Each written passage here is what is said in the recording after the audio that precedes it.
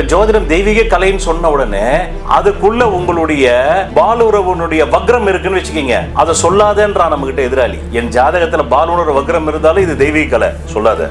சொல்லாம நான் இருந்தேன்னா நீ தானே நாளைக்கு போய் அந்த வக்ரத்துக்காக ஒரு பண்ணிட்டு ஜெயிலுக்கு போற.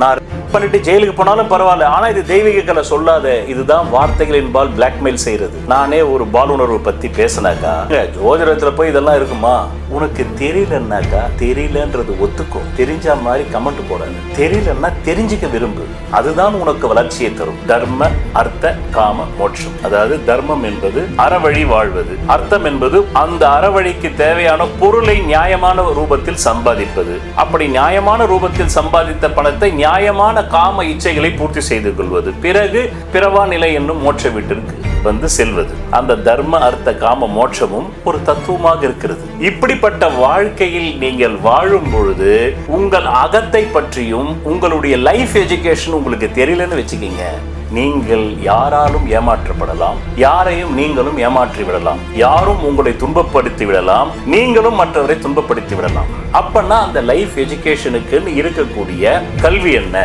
ஒரு மெத்தடாலஜி என்ன? உங்கள் வாழ்க்கையில் விடை காண முடியாத கேள்விகளுக்கு விடை சொல்ல வருகிறார் The one and only Hattrick Success Astrologer in India. ஜோதிட சத்குருஜி மெஹரு தன் சுய ஜாதகத்தின் மூலம் விழிப்புணர்வு பெற்ற ஒரு மறைபொருள் ஞானி. ஜோதிட சத்குருஜி மெஹர் அவர்களுடைய நேயர்கள் அனைவருக்கும் வணக்கம். நம்ம தத்துவஞானி சாக்ரட்டிஸ் ஒரு வார்த்தை சொல்கிறார். என்ன அப்படின்னா, unexamined life is not worth living அப்படின்றாரு. பரிசோதிக்கப்படாத வாழ்க்கை வாழ தகுதியற்றது அப்படிங்கிறார். கேட்கும்போது நம்ம கொஞ்சம் ஹார்ட் ஹிட்டிங்காக இருக்கும், ஒரு மாதிரி ஓங்கி அரைஞ்சு சொல்கிற மாதிரி இருக்கும். ஏன் இவ்வளோ கடுமையான வார்த்தை? ஒரு தன்னை பரிசோதிக்கிறதுனா என்ன, இந்த சந்தேகம் பலருக்கும் இருக்கும். அதை தான் இன்றைக்கி டீட்டெயில்டாக முழுசாக நம்ம பேசி தெரிஞ்சுக்க போகிறோம். நம்ம கூட ஜோதிட சத்குருஜி மெஹர் அவர்கள் இருக்காங்க. வணக்கம் சார். வணக்கம். வணக்கம்.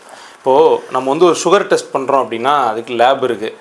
ஒரு இரும்பு ராட் எடுத்து டென்சைல் டெஸ்ட்டு பண்ணணும் அப்படின்னா அதுக்கு ஒரு ஃபெசிலிட்டி இருக்குது. இப்போ பலர்ட்டையும் நம்ம பேசும்போது சொல்கிறதுனா, உன்னை நீயே தெரிஞ்சுக்கோ, உன்னை நீயே கண்டு அறி அப்படின்றாங்க, உன்னை நீயே டெஸ்ட் பண்ணுன்றாங்க. இப்போ புத்தர் போதி மரத்து கீழே உட்காந்தாரு, நம்ம படிக்கிறோம். நம்ம புத்தரும் இல்லை, காலைல 9 மணிக்கு போனால் ராத்திரி 9 மணி 10 மணிக்கு தான் வரவும் முடியுது. இந்த வேலைக்குள்ளே எப்படி ஒருத்தர் தன்னை பற்றி தெரிஞ்சுக்கிறது முதல்ல அப்படின்னா என்ன சார்? உன்னை நீ தெரிஞ்சுக்கோ அப்படின்னு பிளைனாக சொல்லிடுறாங்க. ஒரு கோட்ஸில் பார்த்தாலும் வருது, யார்ட்டையா ஒரு பெரிய அறிவியலாளர்கிட்ட கேட்டாலும், ஒரு பெரிய சிந்தனையாளர்கிட்ட கேட்டாலும் சொல்லிடுறாங்க. எனக்கு என்னென்னா, ஒரு தன்னை தெரிஞ்சுக்கிறதுனா என்ன, ஏன் அதில் எல்லாரும் மெனக்கிட மாட்டுறாங்க? இன்றைக்கி இருக்கிற சூழல் உங்களுக்கு தெரியும், இந்த ஓட்டம் உங்களுக்கு தெரியும், அதில் ஏன் மெனக்கிட மாட்டுறாங்க? இன்னொன்று சார், இப்போது இந்த நம்மளை புரிஞ்சிக்காதது அனாவசியமான தேடல்களுக்கு வழிவகை செய்தா? ஏன்னா நான் எதை நோக்கி போகிறேன்னு எனக்கு தெரியல, நான் யாருன்னு எனக்கு தெரியல, எனக்கு எதில் இன்வெஸ்ட் பண்ணணுன்னு தெரில, எதில் பணம் வரும்னு தெரில, யாராவது ஒருத்தர் எக்ஸ்ட்ரா பணம் வருதுன்னா அதை நம்பி ஏமாறுறதுக்கு மக்கள் ரெடியாக இருக்காங்க. மாதம் நடக்குது, செய்திகளில் பார்க்குறோம். எதை நோக்கி இந்த ஓட்டம் போகுது அப்படின்றதும் நமக்கு தெரிய மாட்டுது. அதனால் சார், இது ஒரு பார்ட்டாக பிரித்து நீங்கள் முதல்ல உன்னை நீ அறிதல் அப்படின்னு சொல்கிறாங்கல்ல, அப்படின்னா என்ன, தெரிஞ்சுக்கிறதுக்கு என்ன லேப் இருக்குது, ஸ்கூல் காலேஜில் என்ன லேப் இருக்குது, இதை தெரிஞ்சிக்காமல் விட்டது இந்த சமூகத்துக்கு எப்படிப்பட்ட இம்பேக்டை ஏற்படுத்தியிருக்கு அப்படின்றத விரிவாக சொன்னீங்கன்னா நல்லாயிருக்கும் சார். கண்டிப்பாக. இது ரொம்ப சரித்துவ முக்கியத்துவமான கேள்வி நீங்கள் கேட்டிருக்கீங்க. உலகத்தில் மனிதன் அகம் புறமானவன். புறத்தை அறிவதற்கு 500 ஆண்டுகளில் அறிவியல் ஒன்றொன்றாக அறிந்து சுக சௌகரியங்களை ஏற்படுத்தி தந்திருக்கிறது. ஒரு மனிதனுடைய அகத்தை அறிவியலால் இந்த உலகம் அழியும் வரையிலும் அதை விளக்க முடியாது. அவன் அக ஆசைகளை தீர்த்து வைப்பதற்கு கருவிகளை தயாரிக்க முடியாது. இங்கே அகம்னா உள்ளம்னு எடுத்துக்கலாமா? உள்ளம், உள்ளத்தில் இருக்கக்கூடிய எண்ணங்கள், அந்த எண்ணத்தின் வாயிலாக வெளிப்படும் ஆசைகள், அந்த ஆசைகளை நிறைவேற்றி கொள்ள வேண்டும் என்ற உத்வேகம், அந்த உத்வேகம் செயல்படுதல், இவை எல்லாமே அகம். பல லேயர்ஸ் இருக்குது. ஒரு எண்ணம் விடுகிறது என்றால் அந்த எண்ணம் திண்ணமாக நம் வாழ்க்கையில் நடக்குமா நடக்காதா என்பதற்கு உலகத்தில் பல்கலைக்கழகம் இல்லை. இன்றைக்கு நீங்கள் சொன்னீர்கள் ஒரு மனிதன் ஏமாறி விடுவதற்கும் அவனுடைய அகம், அந்த அகத்தில் உள்ள ஆசைகள் அவனுக்கு நிறைவேறுமா நிறைவேறதா என்பதை தெரிந்து கொள்வதற்கு. அறிஞர் என்ற ஒரு வார்த்தை, புறப்பொருட்களை பகுத்து விளக்குபவர்களுக்கு பெயர் அறிஞர்கள்.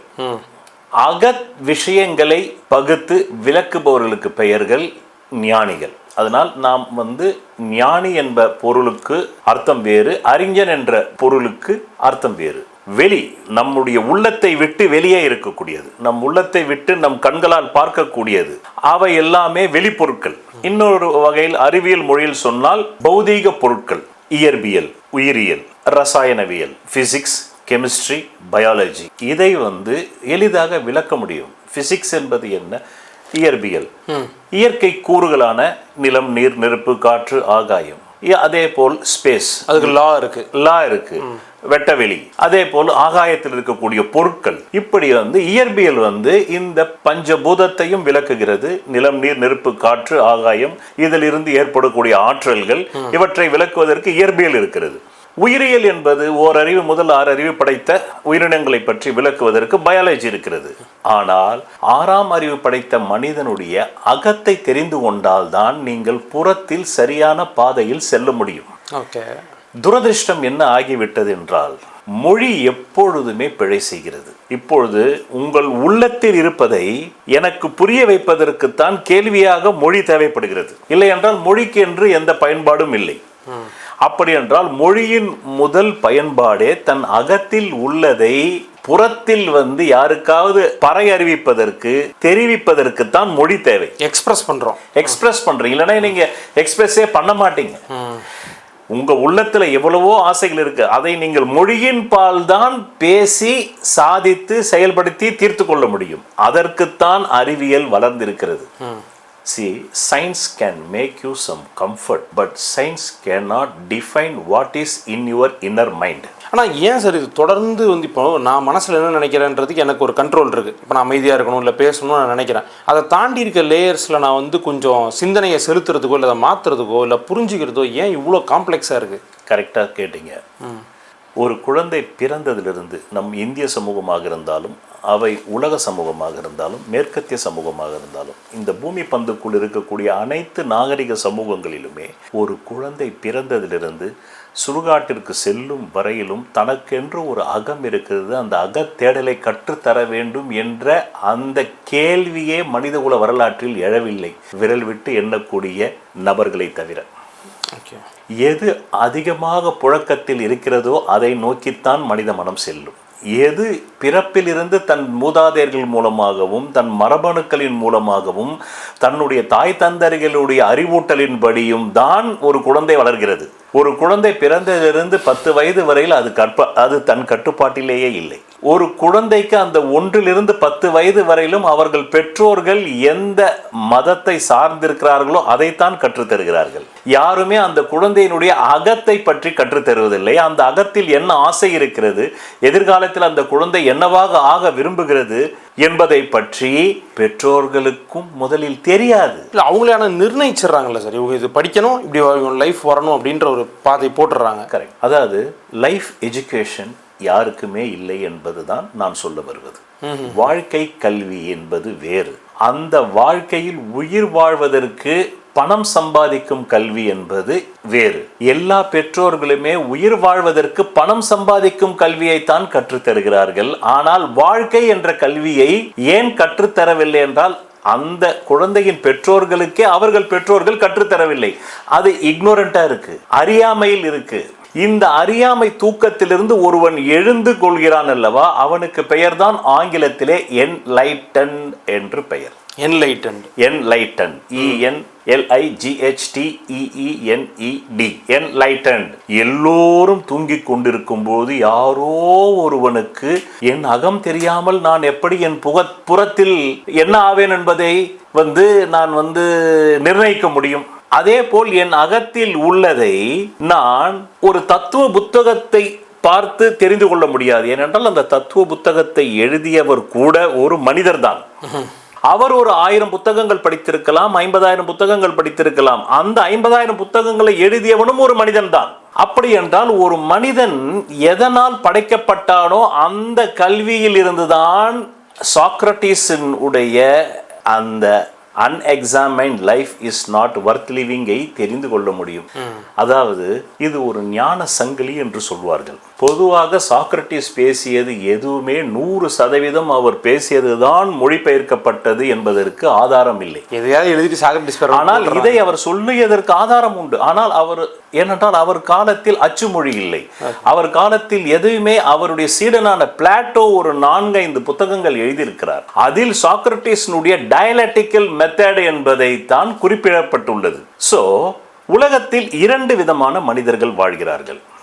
ஒன்று மாப், இன்னொன்று அந்த மாபில் இருந்து விழித்து வந்தவர்கள். இந்த மாப் என்பதுதான் உலகத்தில் இருக்கக்கூடிய 99.99% மக்கள். கூட்ட மனநிலை.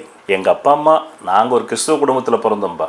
எங்க அப்பா அம்மா எனக்கு பைபிள் கத்து கொடுத்தா போதும், பைபிள்ல உள்ள ஒவ்வொரு வழியும் மனப்பாடம் பண்ணா போதும், வாழ்க்கை ரொம்ப சேஃபா இருக்கும், நான் எந்த ஸ்கேம்லயும் மாட்ட மாட்டேன், எந்த மோசடியிலையும் நான் மாட்ட மாட்டேன். என்ன என்னுடைய அறம், பொருள், இன்பம், வீடு, இந்த 4 புருஷார்த்தங்கள். இந்த அறம், பொருள், திருவள்ளுவருடைய அறம், பொருள், இன்பம். அற வாழ்க்கையிலும் சிறப்பா இருப்பேன், பொருள் வாழ்க்கையிலும் சிறப்பா இருப்பேன், இன்ப வாழ்க்கையிலும் சிறப்பா இருப்பேன். மோட்சம் என்பது கிறிஸ்துவத்திலும் இஸ்லாத்திலும் இல்லை, அதனால் அதை விட்டு விடுவோம். இங்கே கிழக்கத்தில் வந்தால் இங்கேயும் அதே தான். தர்ம, அர்த்த, காம, மோட்சம். அறம்பொருள் இன்பம் தான் வள்ளுவர் காப்பி அடிச்சிருக்காரு. வள்ளுவருக்கு 3000 ஆண்டுகளுக்கு முன்பு கண்டுபிடிக்கப்பட்டது உபனிஷதம். அதனால் உபனிஷத்த முனிவர்கள் வாழ்க்கையை 4 கூறுகளாக பிரித்தார்கள். தர்ம, அர்த்த, காம, மோட்சம். அதாவது தர்மம் என்பது அறவழி வாழ்வது, அர்த்தம் என்பது அந்த அறவழிக்கு தேவையான பொருளை நியாயமான ரூபத்தில் சம்பாதிப்பது. அப்படி நியாயமான ரூபத்தில் சம்பாதித்த பணத்தை நியாயமான காம இச்சைகளை பூர்த்தி செய்து கொள்வது, பிறகு பிறவா நிலை என்னும் மோட்ச வீட்டிற்கு செல்வது. இதுவும் ஒரு தத்துவமாகத்தான் இருக்கிறது. உபனிஷத்து முனிவர்கள் சொன்னதை அந்த தர்ம, அர்த்த, காம, மோட்சமும் ஒரு தத்துவமாக இருக்கிறது. சரி, தர்மம் என்றால் என்ன? எது தர்மம்? அடுத்தவரை ஏமாற்றாமலோ அடுத்தவரை இம்சிக்காமலோ நேர்மையாக என் உழைப்பில் கிடைக்கும் பணத்தை சம்பாதிப்பது தர்மமா? அப்படித்தான் பொருள் சொல்கிறார்கள். உபனிஷத்து சூத்திரங்களுக்கே அப்படித்தான் பொருள் சொல்லப்படுகிறது. அது தர்மம் அல்ல. யூனிவர்சல் லா தான் தர்மம். தர்மத்தோட இருக்கிறது அப்படின்னா நியாயம்ல நம்ம பொருள் எடுத்துக்கிறோம். அப்படித்தான் எடுத்துக்கிறாங்க. ஆனால் உண்மையான, அதனால்தான் சொல்வது பகவான் ஓஷோ எப்பொழுதெல்லாம் நான் பேச வருகிறேனோ மொழி வறுமையாக இருக்கிறது என்பார். மொழி என்பது என்ன? அதிகபட்சமா என்சைக்ளோபீடியா 10,000 பக்கம் இருக்குமா? 10,000 பக்கத்துக்குள்ள தான் எல்லா வார்த்தைகளும் வருது. 3,20,000 வார்த்தைகள் ஆங்கிலத்தில் பேச முடியும் அதிகபட்சமா உங்களால. 3,20,000 தமிழ் மொழியில கூட வச்சுக்கிங்க. 3 கோடி பேச முடியுமா? தமிழ்ல 3 கோடி வார்த்தைகள் உருவாக்க முடியும். ஆனால் அந்த 3 கோடி தானா? அதுக்கு மேலே இல்லவே இல்லையா உங்களுடைய எக்ஸ்பிரஷன்னா? அதை விட வானளவு இருக்கிறது எக்ஸ்பிரஷன். அதுக்கு இன்னும் மொழி கண்டுபிடிக்கப்படவில்லை. அப்போ தர்மம் என்ற வார்த்தையை உபனிஷத்த முனிவருடைய சூத்திரத்திற்கு பண்டிதர்கள் தரக்கூடிய விளக்கம் என்பது என்ன? அடுத்தவனுடைய சொத்தை அபகரிக்காமலும் யாரையும் ஏமாற்றாமலும் நீ உன் உழைப்பின் பால் கிடைக்கும் பணத்தை எடுத்துக்கொண்டு அதில் வரக்கூடிய பணத்தை தான் அர்த்தமாக மாற்றி அந்த அர்த்தத்தை மீண்டும் உன் ஆசைகளை காமம்னா பாலுறவு மட்டும் காமம் இல்லை. நீ ஆசைப்படுவதெல்லாம், அதாவது யாரிடம் அபகரிக்காமல் உன் உழைப்பிலேயே சம்பாதித்த அர்த்தம் என்ற பணத்தை வைத்து உன்னுடைய ஆசை என்னும் காமத்தை, காமா என்ற சமஸ்கிருத வார்த்தைக்கு நீ பார்ப்பதையெல்லாம் உனதாக்கி கொள்ள வேண்டும் என்பது பொருள். இச்சை. ஆக எல்லாமே தர்மத்தின் அடிப்படையில் வர வேண்டும். நீ சம்பாதிக்கிற பணமும் தர்மத்தின் அடிப்படையில் வர வேண்டும். நீ இச்சை கொள்வதும் தர்மத்தின் அடிப்படையில் வர வேண்டும். பிறகு இந்த பிறவிக்கு அப்பால் உள்ள உலகமான மோட்சம் என்ற பிறவா நிலைக்கும் செல்ல வேண்டும். இங்கேயே பிழை வந்து விட்டது. அதனால் தான் சொன்னேன், மாப் அப்படின்றது இந்த உலகத்துல 100% பேருமே அகம் என்றால் என்ன, அதை எந்த பள்ளியில் போய் கற்று தெரிய வேண்டும், அதற்கென்று இருக்கக்கூடிய லேப் என்ன என்று தெரியாமலேயே வாழ்கிறார்கள். ஓடுறாங்க. எதை வச்சுக்கிட்டு ஓடுறாங்கன்னா, இளமையில் தாங்கள் சார்ந்த மத புனித நூல்களை வைத்துக்கொண்டு தங்கள் பெற்றோர்கள் சொல்லிக் கொடுத்தது, பாதிரியார்கள் சொல்லிக் கொடுத்தது, மத குருமார்கள் சொல்லிக் கொடுத்தது, இமாம்கள் சொல்லிக் கொடுத்தது, இதை வைத்துக்கொண்டு பிறகு அவர்கள் பள்ளிக்கு கொண்டு போய் 5வது வயதில் விட்டவுடன் பள்ளி உங்களுக்கு 5 பாடங்களை கற்றுத்தருகிறது. பிசிக்ஸ், கெமிஸ்ட்ரி, பயாலஜி, ஹிஸ்டரி, பிறகு மேக்ஸ். இந்த 5 பாடங்கள். இந்த 5 பாடங்களை தெரிந்து கொண்டு ஏதாவது ஒரு பாடத்திலே நிபுணத்துவம் பெற்று அதற்கென்று ஒரு வேலை, ஒரு உத்தியோகம், அதற்கென்று ஒரு சம்பளம், இவ்வளவுதான் உங்களால் அறிவியல் உங்களுக்கு செய்ய முடிந்த சௌகரியம். இங்கே எங்கே வாழ்க்கை வந்தது? இது இல்லாமலேயே சிங்கங்கள் வாழ்கிறது, இது இல்லாமலேயே மிருக இனம் வாழ்கிறது, இது இல்லாமலே, இந்த கல்வி இல்லாமலேயே ஓரறிவு படைத்த 5 அறிவு உயிரினங்கள் இந்த தர்மமும் தெரியாது, அதற்கு அர்த்தமும் தெரியாது, அதுக்கு காமமும் தெரியாது, மோட்சமும் தெரியாது, பணமும் கிடையாது கையில். அது 1ஆம் கிளாஸ்லேருந்து 12ஆம் கிளாஸ் வரலும் படிக்கிறது இல்லை. அதுக்கப்புறமா அது ஸ்பெஷலைஸ் பண்ணுறது இல்லை, ஆர்டிஃபிஷியல் இன்டெலிஜென்ஸ் படிக்கிறது இல்லை. இன்னைக்கு நம்ம 4ஆம் தொழில் புரட்சியிலிருந்து 5ஆம் தொழில் புரட்சியான செயற்கை நுண்ணறிவில் இருக்கும். இதுக்கப்புறமா 6ஆம் தொழில் புரட்சி என்பது சந்திரனில் போய் குடியேறதை பற்றி இருக்கும். 7ஆம் தொழில் புரட்சி இப்படி போயிட்டே தான் இருக்க போகுது. 8-9 மனுஷனே இருக்க மாட்டான், இருக்க மாட்டான். ஆனால் அவைகளும் தான் வாழ்கின்றன, மிருகங்களும் தான் வாழ்கின்றன. என்ன, நீங்கள் அறிவியலை கற்றுக்கொண்டதால் சௌகரியமாக, இப்போது கூட நாம் சௌகரியமாக ஏசியில் அமர்ந்து பேசுகிறோம். இப்படி ஒரு சிங்கம் பேச முடியாது, ஒரு புலி பேச முடியாது. நமக்கும் மிருகங்களுக்கும் உள்ள வேறுபாடு, நாம் சௌகரியமான வாழ்க்கையை வாழ்கிறோம், அவைகள் சௌகரியமற்ற வாழ்க்கை வாழ்கிறது. இவ்வளவுதான். இதுதான் அறிவியல் உனக்கு பண்ணக்கூடிய ஹெல்ப். ஆனால் இப்படிப்பட்ட வாழ்க்கையில் நீங்கள் வாழும் பொழுது உங்களுக்கு உங்கள் அகத்தை பற்றியும் உங்களுடைய லைஃப் எஜுகேஷன் உங்களுக்கு தெரியலன்னு வச்சுக்கிங்க, நீங்கள் யாராலும் ஏமாற்றப்படலாம், யாரையும் நீங்களும் ஏமாற்றி விடலாம், யாரும் உங்களை துன்பப்படுத்தி விடலாம், நீங்களும் மற்றவரை துன்பப்படுத்தி விடலாம். அப்பன்னா அந்த லைஃப் எஜுகேஷனுக்குன்னு இருக்கக்கூடிய கல்வி என்ன, ஒரு மெத்தடாலஜி என்ன, ஒரு டெக்னிக் என்ன, ஒரு டிவைஸ் என்னன்னு கேட்குறீங்க. அதுதான் நீங்கள் பிறக்கும் பொழுது எழுதி வைத்த உங்களுடைய பிறப்பு குறிப்பு என்ற ஜாதகம், date of birth, time of birth, place of birth. ஆனால் சார், இப்போ நீங்கள் முதல்ல ஆன்மீகத்தை அடிப்படையாக கொண்டு ஒரு கட்டமைப்பு இருக்குன்னு சொல்கிறீங்கல்ல, ஆன்மீகமும் ஜாதகமும் இந்த நம்ம நேயர்களுக்கு இப்போ பார்த்துட்டு இருக்கவங்களுக்கு கேட்குறேன், நீங்கள் சொல்லக்கூடிய பாயிண்டில் ஒன்றி போகுதா இல்லை ரெண்டுத்தையும் தனித்தனியாக பார்க்கணுமா? அதாவது ஆன்மீகம் என்பது ஒரு மொழி. ஆ, இன், மீ, கா, இம், இந்த 4 எழுத்துக்களால் ஆன ஒரு ஒலி. இந்த ஒளி வருவதற்கே மூலாதாரமாக இருந்தது எது என்றால் பிரபஞ்ச இருப்பு. பிரபஞ்ச இருப்பை பற்றி பேசுவது ஜோதிடம். இப்போது உங்கள் கேள்வி தெளிவாகி இருக்கும். ஓகே, இந்த நேரடியாக பொருத்தி பார்க்க கூடாது. இந்த ஆன்மீகமே நிற்பது ஜோதிடத்தின் மேல்தான் என்கிறேன். அதனால்தான் ஜோதிடத்தை தெய்வீக கலை என்றார்கள்.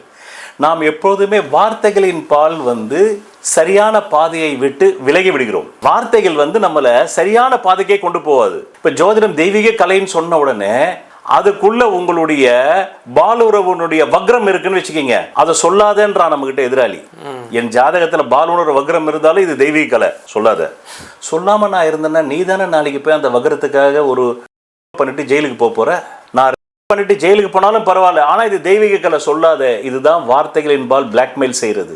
ஏங்க, ஜோதிடம் தெய்வீக கலை. நானே ஒரு பாலுணர்வு பற்றி பேசினாக்கா ஏங்க ஜோதிடத்தில் போய் இதெல்லாம் இருக்குமா? உனக்கு தெரியலன்னாக்கா தெரியலன்றது ஒத்துக்கோ, தெரிஞ்ச மாதிரி கமெண்ட் போடாது. தெரியலன்னா தெரிஞ்சுக்க விரும்பு, அதுதான் உனக்கு வளர்ச்சியை தரும். இந்த உலகத்தில் 2 விதமான மனிதர்கள் இருக்கிறார்கள். நான் வாழ்க்கை கல்வி என்ற ஒன்று இல்லவே இல்லை. ஏனென்றால் பாவம், அவர்களுக்கு அவங்களுடைய மூதாதையர்களும் அதை சொல்லிக் கொடுத்ததில்லை. அவருடைய மூதாதையர்கள் யாருமே அப்படி ஒன்று இருப்பதே தெரியாது அவங்களுக்கு, பாவம். அதாவது இதை எப்படி நான் உங்களுக்கு ஒரு விளக்கலாம்னா, வாழ்க்கை கல்வியை, நீங்கள் ஒரு அற்புதமான வீட்டில் இருக்கீங்க, 3 BHK வீடு, நல்லா இருக்கிறீங்க, 25 வருஷமா இருக்கீங்க. திடீர்னு ஒரு நாள் சுற்றி அடிக்கும்போது ஹாலோ சவுண்டு கேட்குது. அந்த ஹாலோ சவுண்டு கேட்கும் பொழுது, என்னடா இது ஹாலோ சவுண்டு கேட்குதுன்னாக்கா, ஏன் ஹாலோ சவுண்டு கேட்குது? உள்ள ரூம் இருந்தால் தான் ஹாலோ சவுண்டு கேட்கும், ரூம் இல்லைன்னா ஹாலோ சவுண்டு கேட்காது. மீண்டும் நல்லா சுற்றி வச்சு அடித்து பார்க்குறீங்க, ஓல்ஸ் பார்த்தாக்கா அது 3 BHK இல்லை, 4 BHK. பக்கத்து வீடு சேர்ந்து வருது. ஒரு ரூம் எக்ஸ்ட்ராவா இருக்கு, ஆனால் அது சுவரால் மறைக்கப்பட்டிருக்கிறது. ஓகே, 3 BHK வீட்டில் தான் நீங்க வாங்கின வீடு. அது நீங்க காசு கொடுத்து வாங்கினீங்க. எனக்கு தெரிஞ்சு 3 BHK. அப்போ 3 BHK 25 வருஷம் வாழ்ந்துட்டீங்க. திடீர்னு ஒரு நாள் வீட்டை பழுது பார்க்கும்போது, ரிப்பேரிங் ஒர்க் பண்ணும்போது அடிச்சாக்கா அந்த செவுரு பேர்ந்துக்கிட்டு வந்தா உள்ள பார்த்தா பாம்பு இருக்கு, பூரா இருக்கு, டைனோசர் இருக்கு, விஷ ஜந்துக்கள் இருக்கு, அப்படியே சுத்திக்கிட்டு இருக்கு உள்ள. இதுக்கப்புறமா உங்களால நிம்மதியா தூங்க முடியுமா அந்த வீட்டுல? ஒண்ணு அரசாங்கத்துக்கிட்ட சொல்லி சொல்வதெல்லாம் பலிக்கும் அபூர்வ வாக்கு சக்தி பெற்றவர் மெஹ்ரு அவர்கள். உங்கள் வாழ்க்கையில் பணம், புகழ், பதவி, திருமணம், குழந்தை பேரு, உயர்கல்வி, வெளிநாட்டு யோகம், கலைத்துறையில் வெற்றி, அரசியலில் வெற்றி போன்ற இன்னும் எண்ணற்ற உங்கள் வாழ்வின் கேள்விகளுக்கு ஒரு மனிதன் அவன் ஜாதகத்தை எப்படி அறிந்து கொள்வது? கான்டாக்ட் ஜோதிட Sadguruji Mehru. Address Quality Complex, first floor, new number 45, wall number 12, Arunachalam Road, Saligramam, Chennai 93. Phone 04423760772. Contact 995295962, 98409 57612. Website www.srimehru.org.